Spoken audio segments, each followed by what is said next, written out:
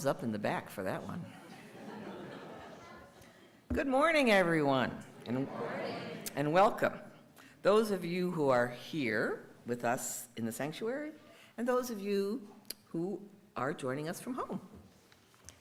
Whoever you are, whomever you love, however you identify, wherever you are on your journey, whatever yearning for hope brings you here today, we are glad to be together. I'm Mary Alm, your worship associate, and I identify as white, female elder. I'm a short person with even shorter white hair. With me on the chancel is Reverend Audette. Dr. Les is here with our incredible UUC Asheville choir. Graham, back there on the tech this morning while Simon is away at a family wedding. Thank you, Graham. That is one heck of a job, folks. Appreciate that man back there. And as we pause for a second to remember and be grateful for the many hearts and hands that make this possible, we want to mention that on Sunday, June 7th, now that's 2 weeks away. Next Sunday is still, we're coming to you, kid. Next Sunday is still May, June 7th. Music Sunday, fabulous presentation from our choir and others. Annual meeting, important. We are an organization that needs everyone's participation. And it is, as if that were not enough, this Sunday we go to one service for the rest of the summer. 10 o'clock in the morning, starting first Sunday in June. We will be we'll be celebrating the volunteers as well. So please be sure to join us for this time of music, appreciation, and democracy. But now, in preparation for this hour of love, hope, and liberation, please take a moment to carefully silence your devices and prepare your hearts for our opening music.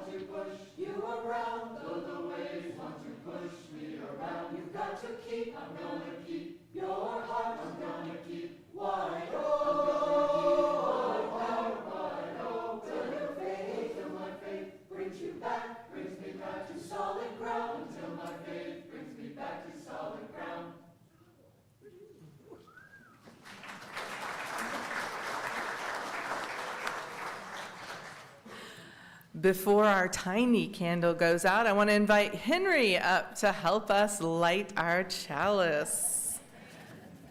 You ready? Go for it. Remember, it might spark up.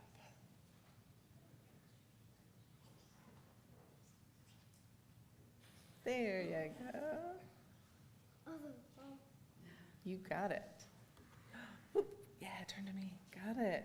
Nicely done. Thank you. Woo-hoo.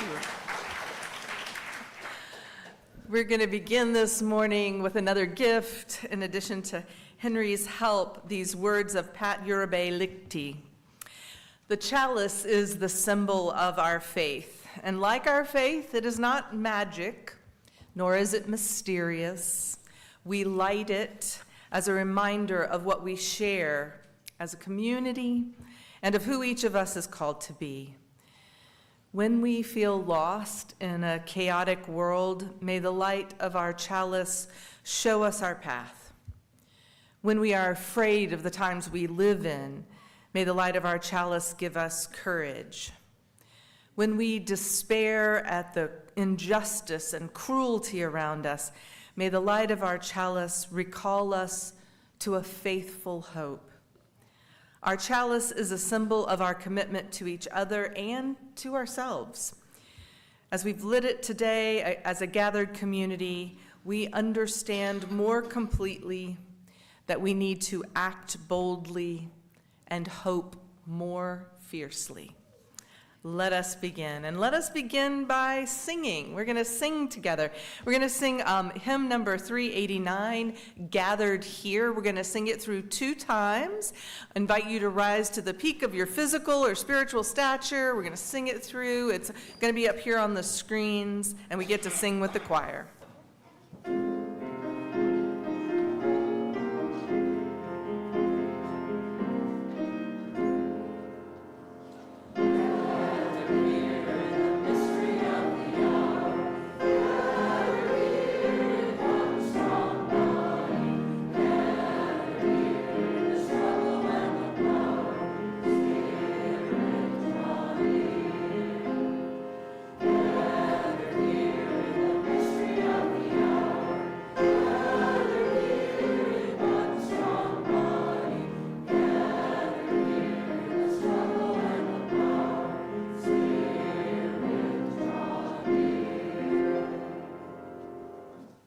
Thank you. You may be seated. Well, so here's the time in a service when we do a wisdom story, but we're actually going to play a game today. It's a game that you might have heard of, but I need a little help. I think I need help. You want to help? All right, come on up. We got one helper. I tell you what, will you pick from somebody you don't know? Pick at least one more helper real quick. Go find somebody who might say yes. If you're willing to help, raise your hand.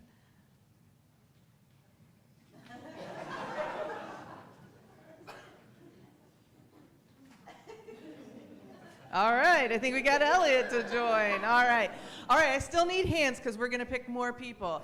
All right, Gary, Kate, yes, Sherry. Let's get a couple more. Whoop, yes, Nancy. Yes, how about you? Come on up. Do you want to help? All right. If y'all will get in a line right here, that would be fantastic. Let's put Sherry at the front of the line, and you can line up any way you want to after that. But I'm going to put Sherry at the beginning, okay? Nancy, it might be fun to have you at the end. Would you be willing to do that? And okay, so we're just going to line up. Everybody get in a line, stand right beside somebody. Okay, perfect. So how many of you have heard of the game Telephone? Telephone. We're going to play telephone, and here are the rules to telephone. I am going to whisper something into Sherry's ear. Here's the thing. I can only say it one time. I can't go so slow like this. I'm just going to talk normally. I'm going to talk like about this. Sherry can't ask me any questions. She's just going to go, okay, this is what I heard, and whisper it into Henry's ear. And then Henry, whatever you think you hear, no questions or anything, you're going to whisper it to your friend. Is it another Elliot? Yeah. We've got multiple Henrys, multiple Elliots, multiple Lucys and Lucille's. Okay, and it goes that way. Does everybody understand? No questions. Do your best. Just say what you think you heard, okay? And then we're going to find out. Nancy's going to tell us what she heard at the end of it, okay? So I'm going to put this down. And I wrote something down, so I'm going to get it. So I'll say it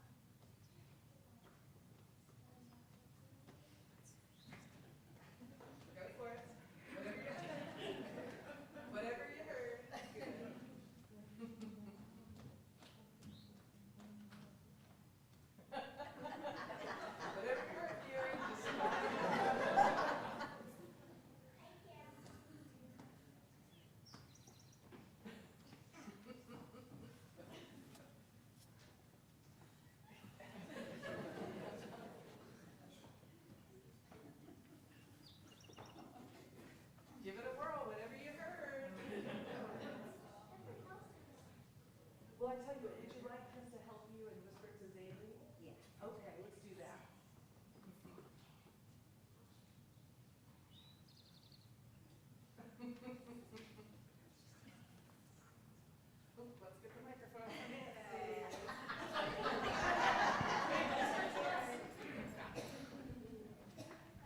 Beat you, be something, I don't know what she said.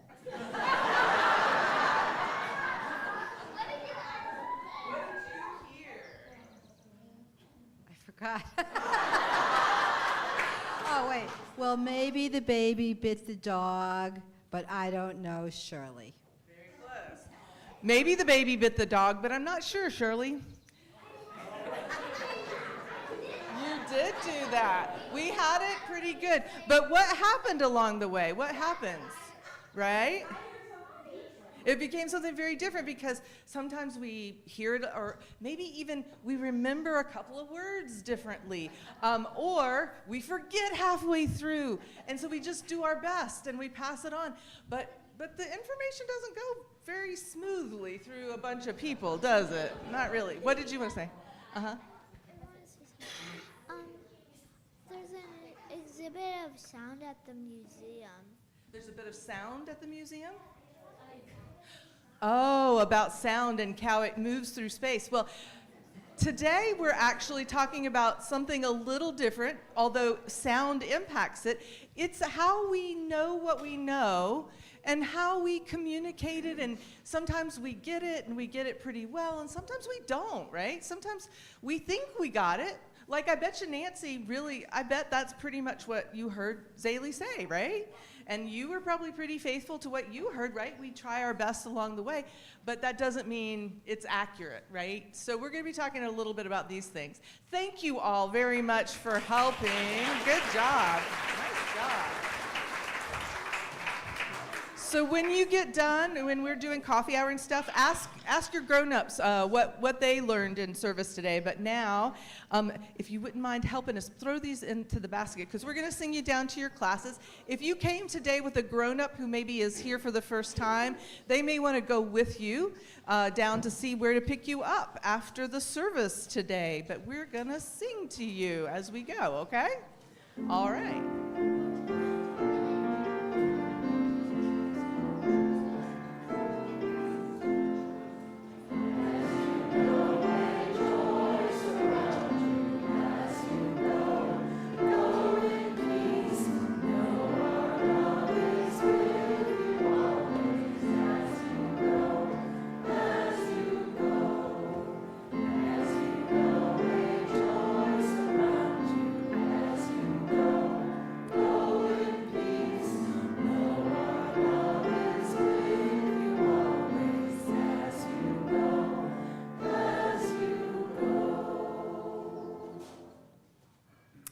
So from that fun moment, we're going to take it down just a minute to a little bit of centering, a little bit of grounding in prayer, reflection, meditation. This weekend is Memorial Day weekend, so we're going to begin first by lighting a candle for all of those who gave their lives in war.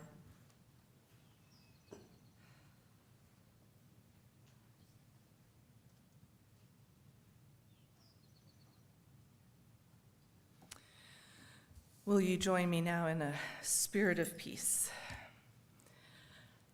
Let our hearts open now in common reflection. In a time of war, let us invoke a spirit of peace as we remember those who, in conflicts both declared and undeclared, gave the last full measure to this country. Lives loved and loving, lost. We remember them. In a time of conflict, we invoke a spirit of repair. War breaks hearts and lives everywhere. War seeds hunger and despair, fury and hopelessness. For all who live in times of war, we pray peace. Today we pray too for those lives lost to deviant violence, especially those at prayer in their sacred space, our Muslim siblings in San Diego, the many whose lives have been deformed or destroyed by political hatred. We pray peace. We pray, repair. May we be called anew to the great commitment of our Unitarian Universalist faith to place love at the center, to infuse our every action, our every thought with that greater love that transcends every known thing and calls us toward a better world. This morning, we pray peace. We pray repair. We remember those whom we have lost. We center love. May it be so. Amen. Now is the time in our service when we share our joys and sorrows. We're also going to do something special, but first, with our two main vessels, the brown vessels, we seed them with a little bit of salt to brine them, because this world carries sorrow and pain. But we also sprinkle flower petals because there are so many beautiful things, so much joy and wonder to be found. And so we invite you today to do one of a couple of things. If you have a rock that you'd like to place in the bowl for a joy or sorrow, please do that as always. But you'll see there's also a third vessel, clear, has a few flower petals, and beside it is a basket of flower petals. And if there's someone you are remembering today on this Memorial Day, you're invited to place a flower petal into the bowl of clear water in memory of that person. And so now let us do our joys and sorrows. We'll invite you to line up on either side of the room.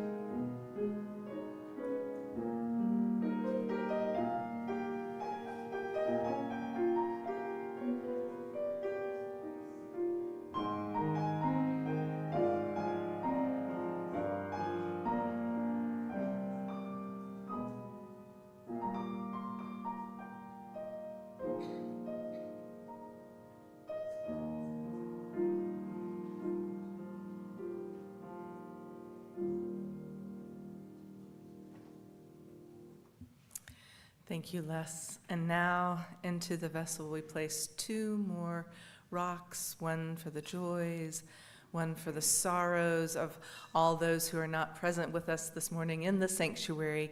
And Mary, will you also sprinkle a few flower petals for all of the names of those who we carry with us in our larger community who might have been lost and are being remembered this morning, because whether we are gathered or apart, we are one community. Thank you.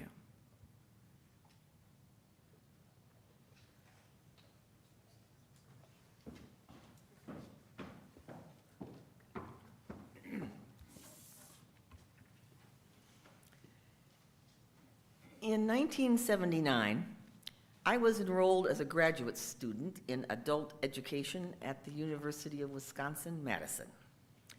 That year, I read a book of applied ethics entitled Lying: Moral Choices in Private and Public Life, written by Cicely Bach, a moral philosopher from Harvard. I haven't lied since. Perhaps you don't lie because you take it as an article of faith that lying's bad. I haven't taken much on faith since a high school religion class with Father Tom Matchey, which is another story entirely. Suffice it to say that he taught me to apply reason to questions about faith. Pursuing my point here, I don't lie because I read this book and became convinced of the pervasive damage to society resulting from deceit. It undermines our social contract by sowing distrust. Remembering this textual encounter helps explain why I'm so upset that 1 in 3 people living in the United States approves of the current administration. Yeah, there's the whole matter of the assault on our constitutional rights, but that's another story altogether as well. The fact that every 3rd person I encounter on the streets discounts the harm done by lying about everything all of the time, it pricks me. The harm caused by lies is a fact established by reason rather than an article of faith. What may serve as an article of faith, however, is my belief that the pursuit of truth and meaning enhances life. And among the influences that led me to value asking questions and seeking answers was a certain Roman Catholic priest who unknowingly set me not on the road to Damascus, but on the path to Unitarian Universalism.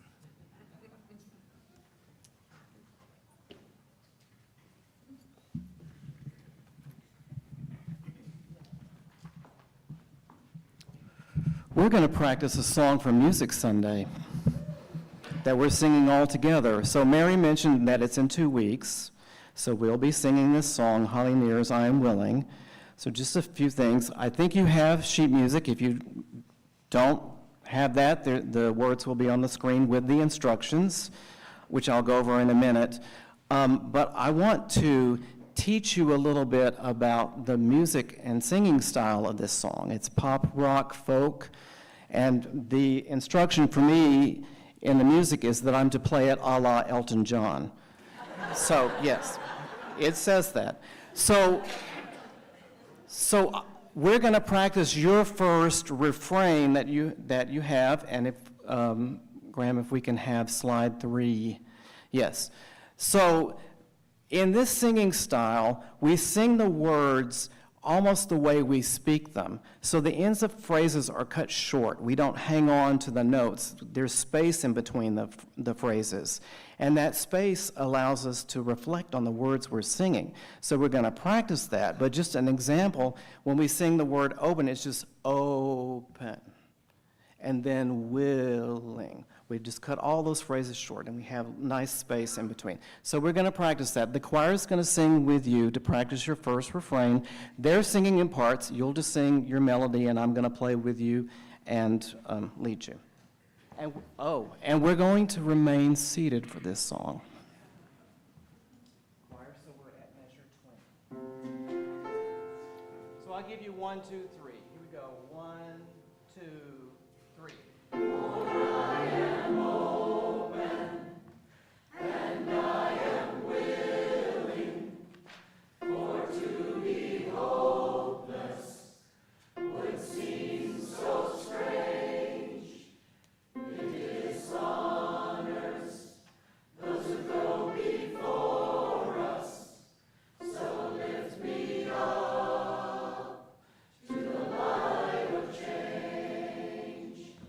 That was perfect.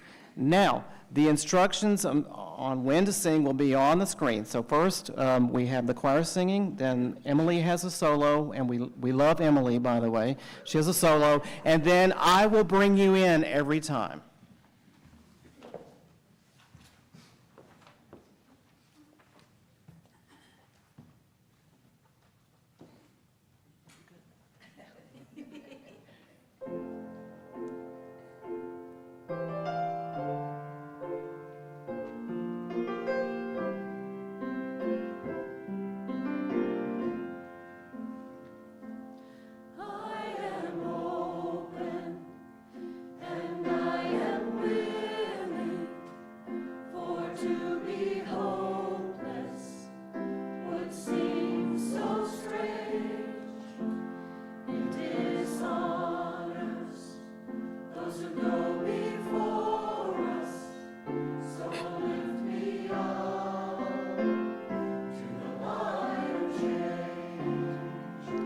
There is hurting in my family. There is sorrow in my town. There is panic in the nation. There is wailing the whole world around.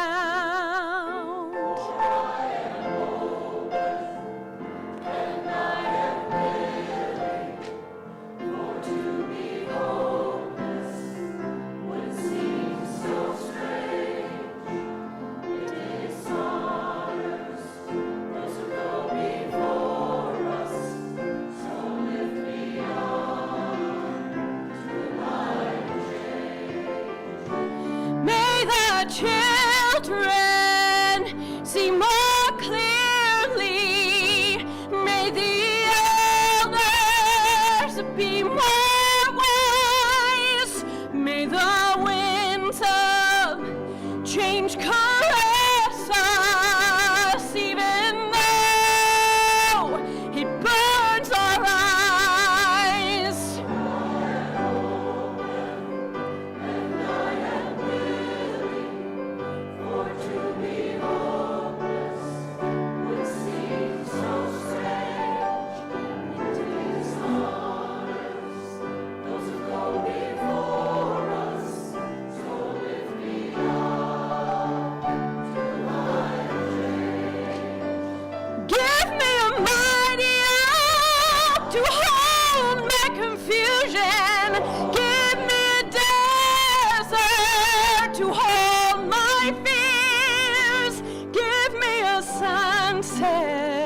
To hold my wonder, give me an ocean to hold my tears.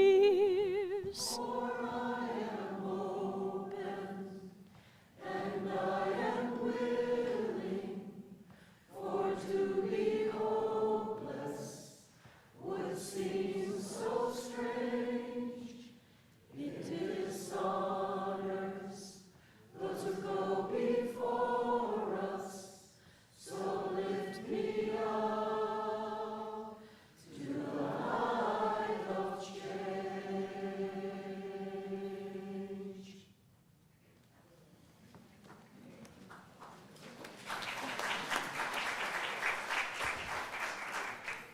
Doesn't that feel good? Yeah, thank you.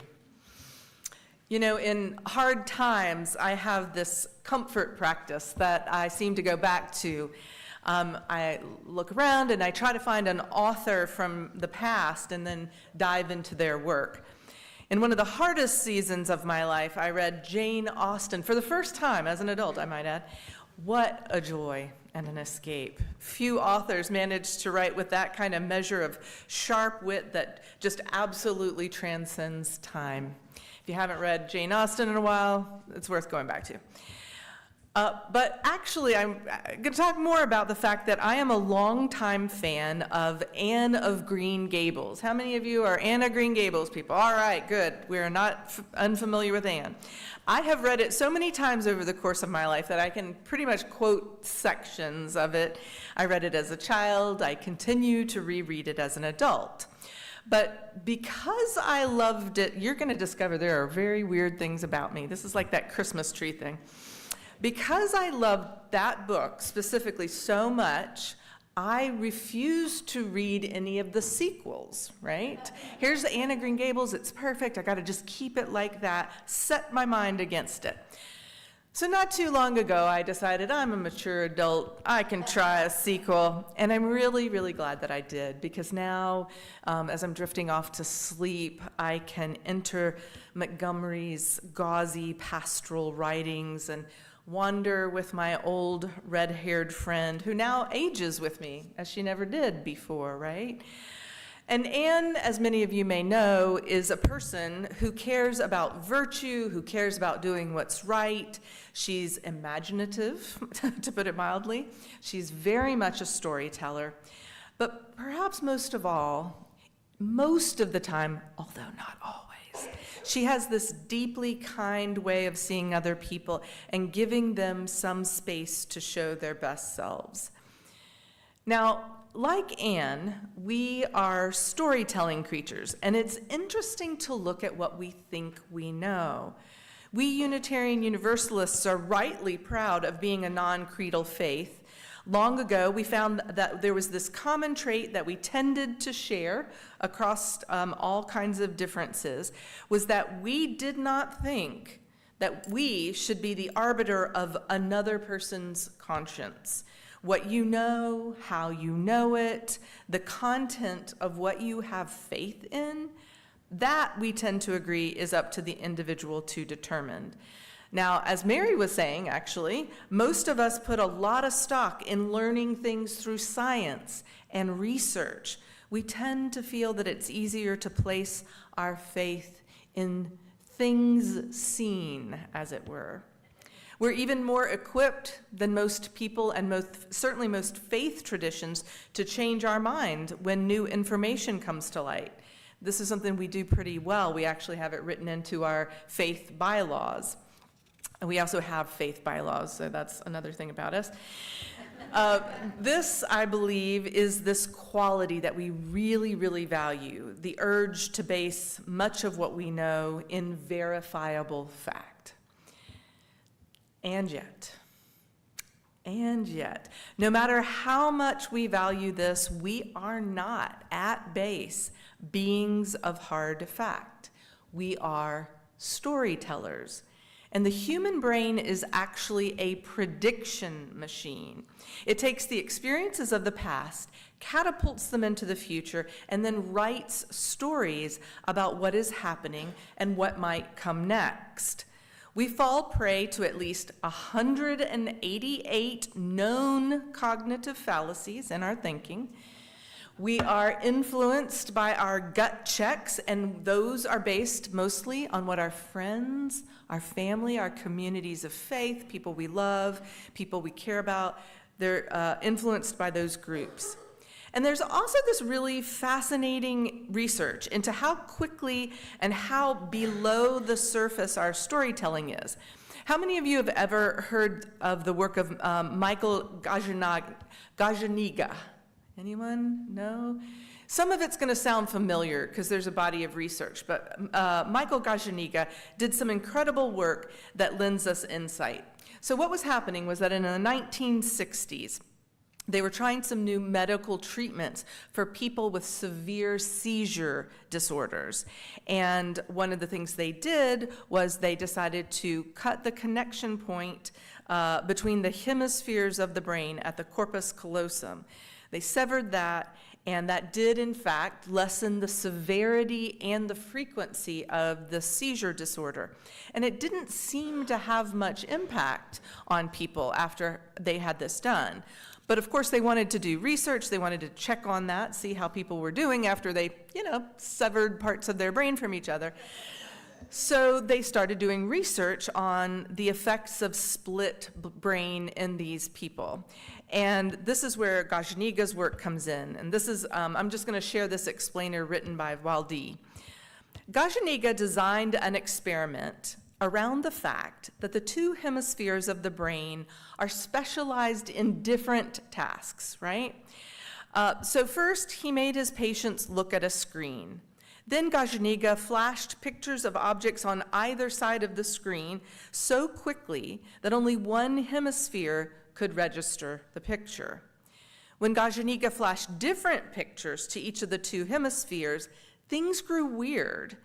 Once, he flashed a picture of a chicken claw to the right side of the screen and a picture of a house and a car covered in snow on the left side.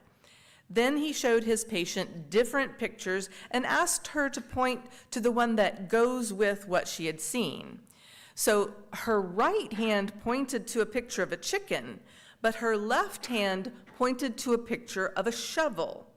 When Gajaniga asked her to explain her responses, she didn't say, "I have no idea why my left hand is pointing to the shovel." Instead, she immediately made up a plausible story. "Oh, that's easy. The chicken claw goes with the chicken, and you need a shovel to clean out the chicken shed." In another bizarre case, Gajanaga flashed the word walk to the right hemisphere of one of his patients, and often the patient would then just stand up and walk away. And when asked why he was getting up, he didn't say, "I have no idea why I'm getting up." Instead, he said, I'm going to get a Coke." Now, at first, Gajaniga was puzzled, but after a few more experiments, he understood that the right hemisphere of his patients was unable to verbally report what it had seen. It couldn't say it. That's not where verbal is. Instead, it had needed, if it wanted to do that, it needed the language center of the left hemisphere, which it couldn't access anymore, right? So Gajaniga's patients thus had no idea that the flashed pictures were the true reason for their behavior. Instead, they just quickly invented plausible stories that seemed to explain their behavior. Yeah, plausible stories that make sense and seem to explain our behavior. We do this all the time. We are wired for it. Even with both hemispheres of our brains working together just fine, we want a story that makes sense. And when we don't have facts, we fill in the blanks. Sometimes we fill in the blanks with our experiences of something similar from the past. Sometimes with the wisdom of our friends or our elders or books we've read. Sometimes we do it through speculating with friends. There's a word for this. Anybody know the word for speculating with your friends? Anyone? Gossip. Sometimes we gossip. Sometimes we fill in by going and trying to do some research. Maybe we read a really great book by an ethicist. The reason that we do all of that is because we're trying to make sense of the world. We're trying to predict what is going to happen and how we will get through it. And we feel most at ease when there's a clear narrative arc, when there are clear villains and heroes, and especially when we can do something once we understand the story, right? We want to be able to do something. So we're going to go back to Anne of Green Gables. And in Anne of Green Gables, there's this character named Mrs. Josephine Barry. And she's the elderly aunt of Diana Barry, and Diana Barry is Anne's bosom companion, her closest friend. And Mrs. Josephine Barry is introduced by Diana and her family as this kind of villain. She's a very rich relative. She has the habit of holding her money and wealth and the opportunities for inheritance over her relatives so that she can kind of control them.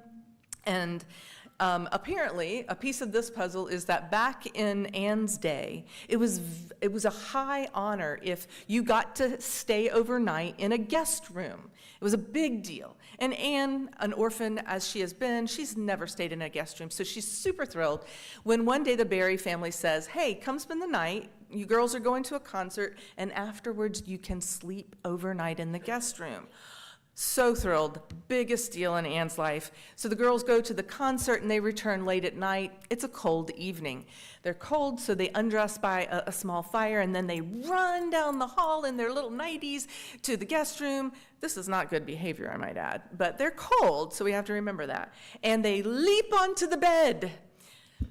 Unfortunately, Mrs. Josephine Barry has chosen that night to make a special appearance at the house, and she is already asleep in the bed, and suddenly these two big old girls land on top of her.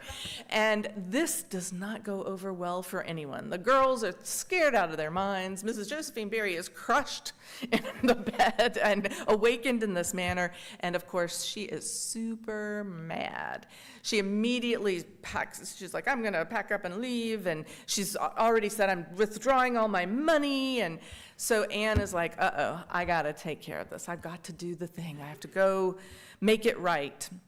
So she goes to Miss Barry and she makes her most sincere apologies. And those of you who've read the book know Anne can do an apology. She flings herself on the floor.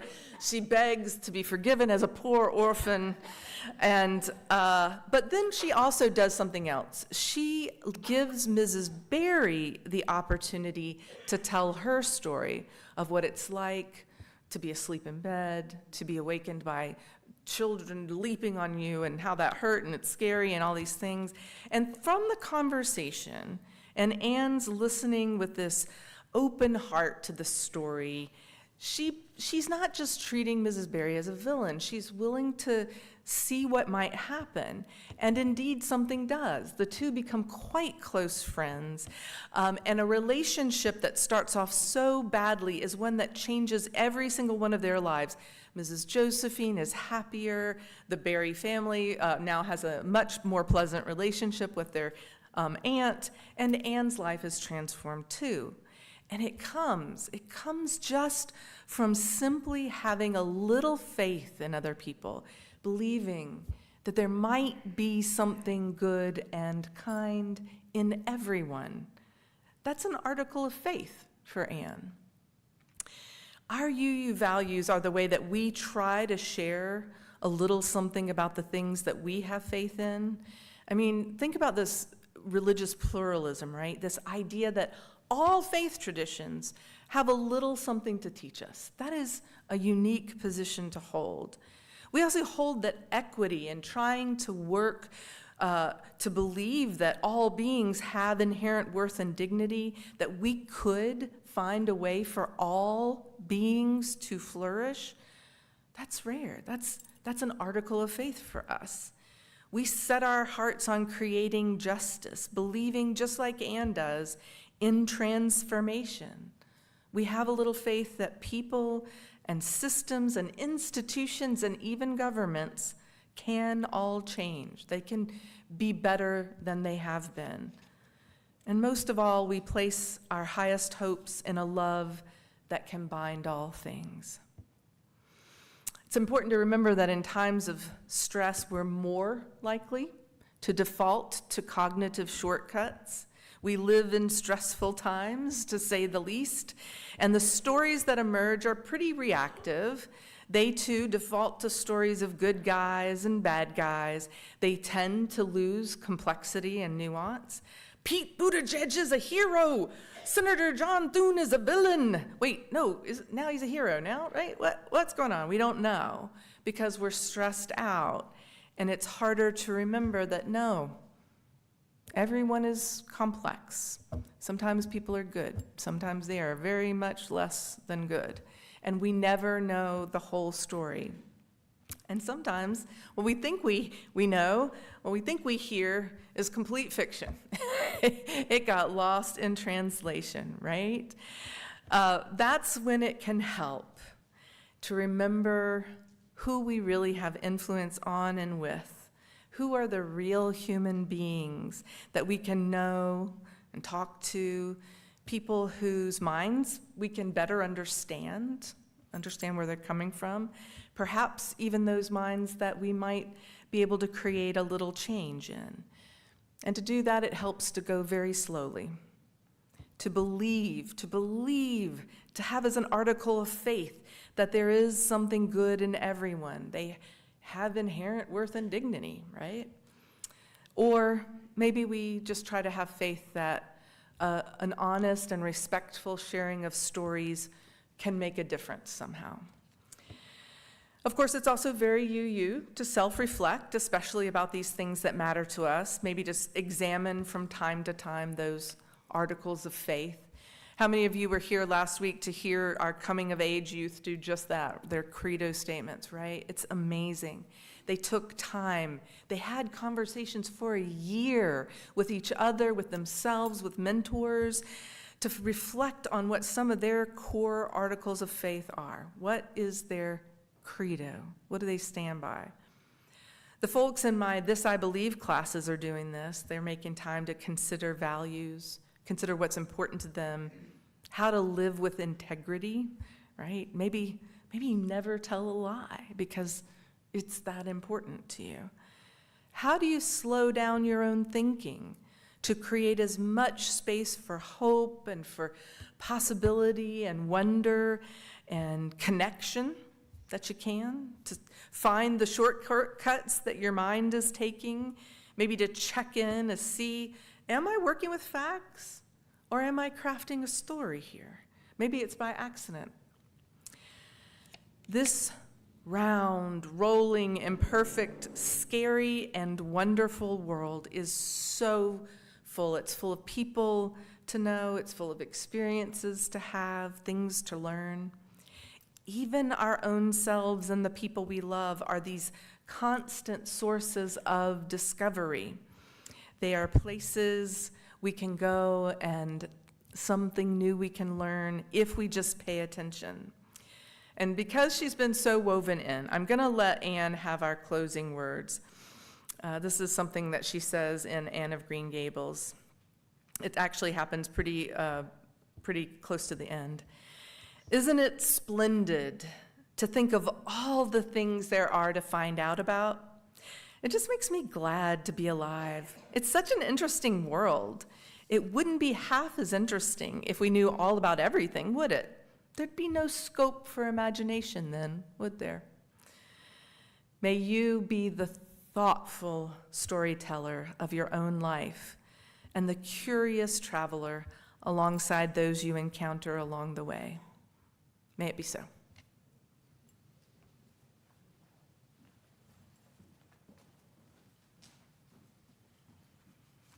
We're going to sing.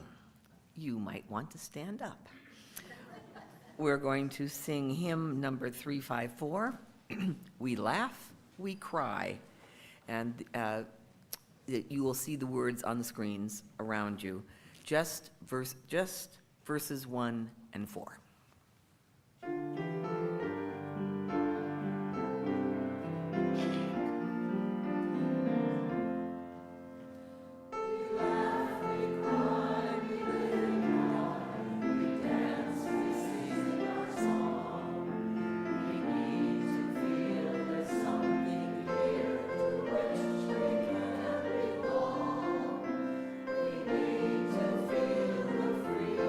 Just to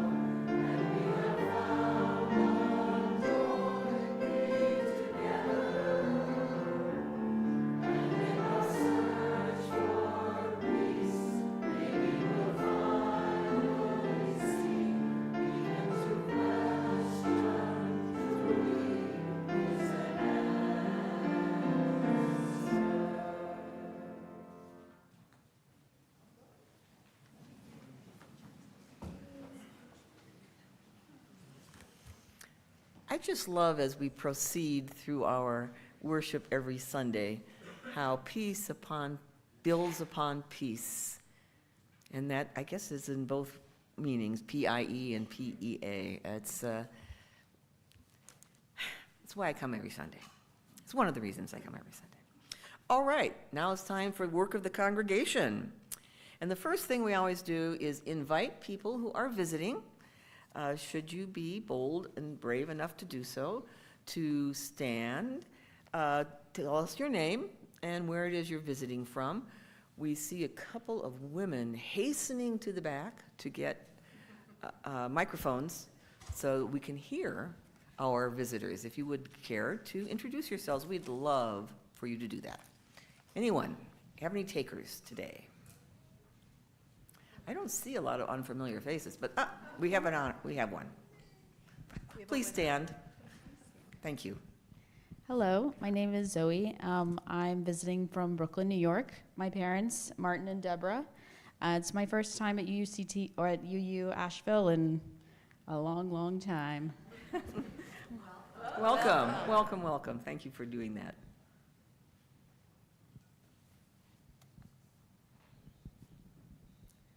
All right.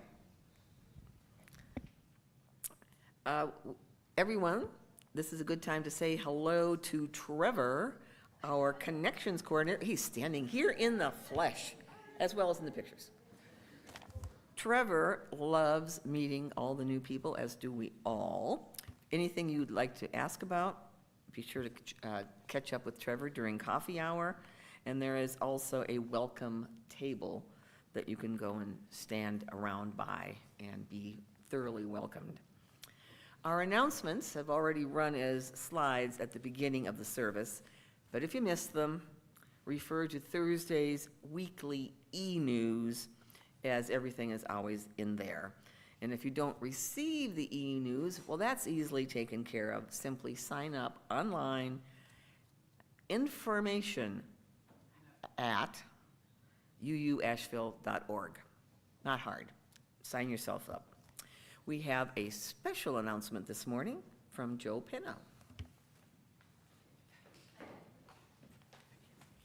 It's me again. Hi. I'm just going to move into Sandberg Hall. I think that's the best thing to happen. Audette has been gracious enough to give me an opportunity to say thank you for last night, coming to see Bobby Joe. If you were here, we had a great time. But we have even more stuff going on. Next week is the second annual Asheville's Got Talent. These flyers are in the hallway. We've got folks that are participating here that have come back. Iris's son is going to be here. We're looking forward to that. So grab a flyer, post it for us. We would love for you to be there, but we need your help getting the word out. That's the real catch of this one. I'm not asking you for your money. I'm just asking you to help me get some flyers out in places where we might not be able to do it ourselves. The other one is Carl Sandburg, the many lives of Carl Sandburg. The following Saturday, it's a Reader's Theater piece that's being performed here. We're bringing that to you. We are the fun committee. We're different than everybody else because we're mostly outward facing, and we're trying to bring more people in. So if you can help us do that, that would be the greatest gift that you could give to us. Have a great afternoon. Thank you. Yay, fun committee. I missed last night, but I've been assuring everyone I'll definitely be here for that talent show. Missed it last year. Heard I missed something wonderful. Won't do that again. And I'll be here for Carl Sandburg as well. Hope to see you all and all your friends. All right, just a quick note. We have pastoral care team members every Sunday who are wearing yellow name tags. Are there any in the here tonight? There's one back there. There's probably others. Yep, over there. After, in Sandburg Hall, there is a pastoral care table, welcome table, pastoral care table, so many tables. And if you have anything heavy on your heart, you just have some things you'd like to share, get off your chest, please talk to a pastoral care team member. Our community plate partner this month, with whom we share the money that we collect in our passing of the plate every Sunday. This month's partner is Western North Carolina AIDS Project, WNCAP. and as always, we'll split what we collect with them. The work and ministries of this congregation are entirely supported by the generosity of our members and friends. We celebrate your generosity each Sunday with music, with thank yous. You make us possible, and we give thanks to you. The offering is now about to be gratefully collected. Oh, good, they're standing up.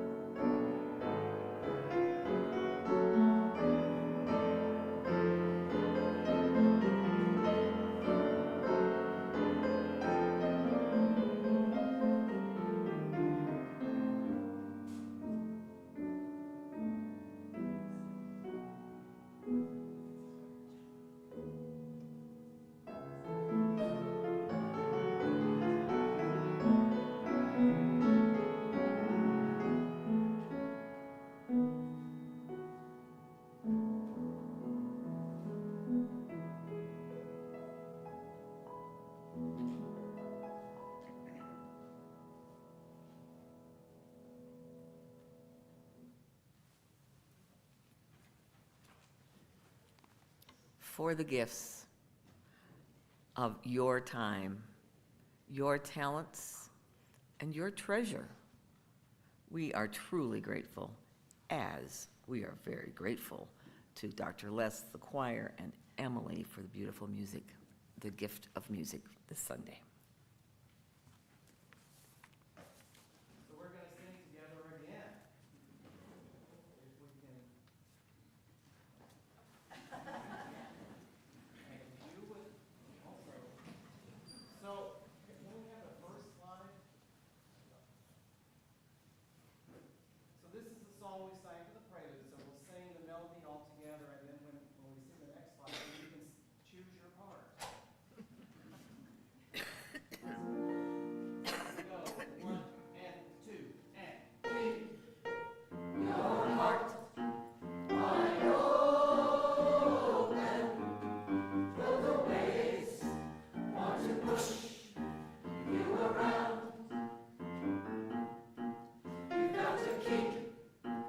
Your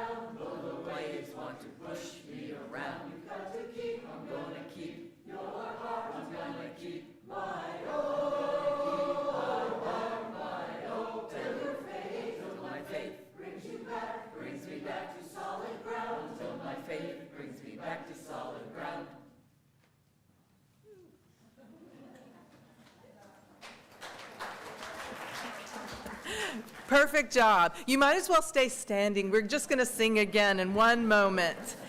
And then we're going to go get coffee and spend some time together. May this time of comfort, this time of music and blessing carry us forward into our week and return us safely to one another in the days ahead. Thanks for making some time on this holiday weekend. It's so good to be together. Let us sing our closing song.